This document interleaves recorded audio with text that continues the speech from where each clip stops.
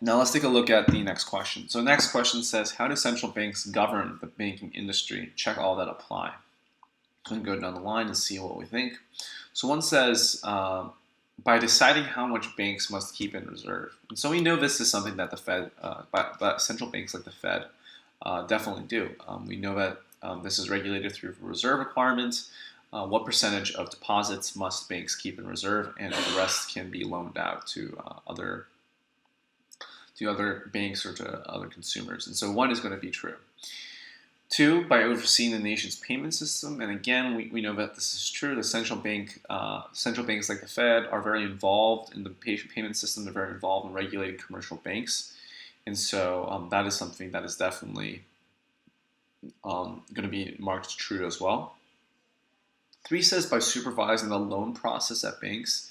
And this is not normally seen to be true. The loan process at banks is entirely up to the commercial banks to run. The Fed is simply concerned about things like the reserve requirements or the federal funds rate or things like that. And so 3 is not going to be marked correct. 4 says by printing money for distribution to banks. And so I think this is a common misconception, but the Fed actually has no control over the printing of money. That is a power given to the Department of Treasury. And so the Treasury Department is going to be the one who's going to be printing money in regards to that aspect of the money supply. And so 4 is going to be marked incorrect. 5 says by responding quickly to banking crises that occur. And this is true. We can see this happening now with the Fed's actions after the COVID-19 crisis hit. We can see that in its actions in previous times when there's been banking crises, such as when the 2008 financial crisis happened. And so the Fed is going to do a lot of damage control in most times by just lowering their interest rates for the country, and by lowering those interest rates, that has an effect of softening the blow of any banking crisis that is happening. And so far, that has seemed to work out very well in the Fed's favor. And so that is something that we would definitely mark as correct.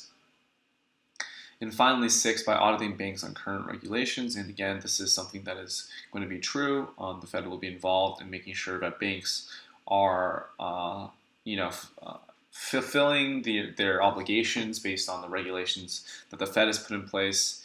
And that is something that will be true as well. And so we have, let's see, we have 1, 2, 5, and 6 as what we have marked as correct. And so that's what we're going to be working with as our final answers. Let's take a look at what the previous tutor said. And the previous tutor also said 1, 2, 5, and 6.